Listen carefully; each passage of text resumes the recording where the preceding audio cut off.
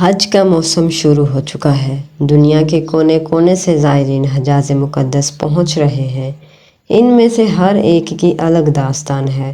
خانہ خدا اور دیار حبیب کی زیارت ہر مسلمان کی سب سے بڑی آرزو ہے۔ اسے پورا کرنے کے لیے وہ عجیب و غریب جتن کرتے ہیں۔ ایک انڈونیشین شخص 110 سال مسلسل دعا کرتا رہا، پھر جا کر یہ آرزو پوری ہوئی۔ اس سال یوہی نامی بابا جی سب سے معمر حاجی ہیں۔ وہ 130 سال کی عمر میں سعودی عرب کی خصوصی ضیافت میں شاہی مہمان کے طور پر فریضہ حج ادا کر رہے ہیں۔ وہ انڈونیشیا کے علاقے ہونشاک سے تعلق رکھتے ہیں۔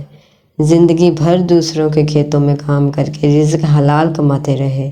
نوجوانی سے بیت اللہ کی زیارت اور روزہ اطہر پر حاضری کی تمنا تھی، مگر مالی حالت ایسی کہ بس حسرت لیے قبر میں اترنے والے تھے کہ بلاوا آ گیا۔ بابا جی کے چاروں بچے بھی اپنی خستہ حالی کے باعث ابا جی کی آرزو کو پورا کرنے سے قاصر تھے، مگر بابا جی اس در کو مسلسل کھٹکاتے رہے جہاں سے کوئی مایوس نہیں لوٹتا۔ اسباب تو ندارد، مگر مسبل اسباب کے لیے کیا مشکل۔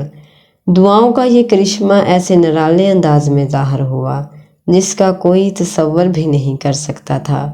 انڈونیشیا کے اس معمر ترین شخص سے کسی نے گپ شپ کرتے ہوئے ویڈیو بنائی، جس میں بابا جی کا کہنا تھا کہ وہ اس عمر میں بھی قرآن پاک کی تلاوت کرتے ہیں۔ زندگی کے سب سے بڑی تمنا حج کی سعادت کا حصول ہے۔ یہ ویڈیو وائرل ہو کر سعودی حکام تک پہنچ گئی۔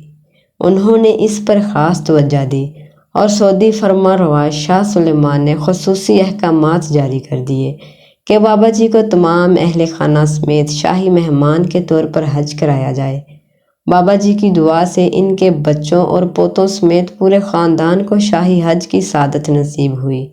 جکارتا کے انٹرنیشنل ایئرپورٹ پر خود سعودی سفیر عصام عبدالسقفہ نے بابا جی اور ان کے اہل خانہ کو الوداع کہہ کر جدہ روانہ کیا۔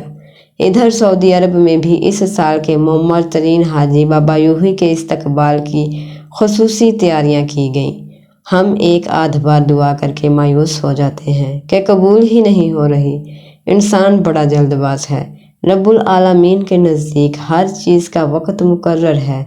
اسی وقت دعا کا اثر ظاہر ہو کر رہتا ہے۔ اس لیے مایوس نہیں ہونا چاہیے، بلکہ مسلسل مانگتے رہنا چاہیے۔ ایک نہ ایک دن دعا ضرور شرف قبولیت حاصل کر لے گی۔